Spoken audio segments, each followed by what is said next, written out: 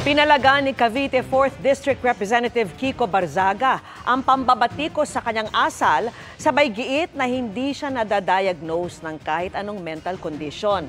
Handa raw siyang maglabas ng medical records kung iuutos ng korte.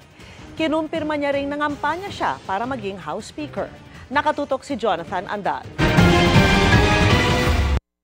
Kayo po na nakaupo, subukan nyo namang tumayo. At baka mamyaw-meow-meow, meow-meow-meow, mamyaw-meow-meow.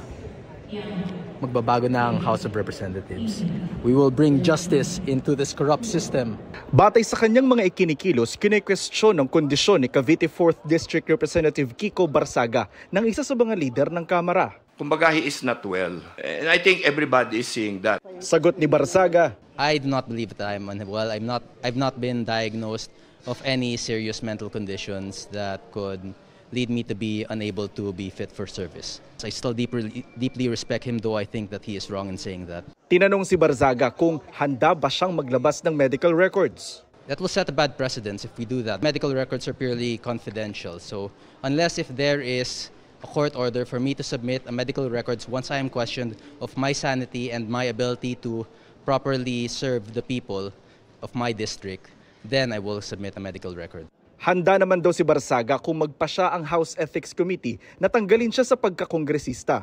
Sasampahan kasi siya ng reklamo ng mga kongresistang dati ng kapartido sa NUP o National Unity Party dahil sa umano'y misbehavior o hindi tamang asal. Kabilang dyan ang mga post online tungkol umano sa kalaswaan, pambabastos sa ilang opisyal ng gobyerno at post na tilaan nila nag-uudyok na sunugin ang Kamara. Yan yung ito mga pinapakita niya. Yan ba kilos siya ng matinong congressman?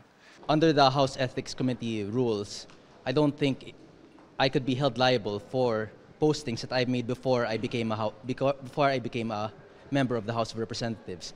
I'm willing to lose my position as a House Representative if the Ethics Committee deems it necessary and just. Kinumpirma naman ni Barzaga ang sinabi ni Puno na pumasok siya kahapon sa kwarto ni Majority Leader Sandro Marcos at nangampanya para maging House Speaker. Pero itinanggi niyang nangongolekta siya ng pirma at nag-aalok ng Deputy Speakership sa mga susuporta sa kanya. Para sa GMA Integrated News, Jonathan Andal, nakatutok, 24 oras.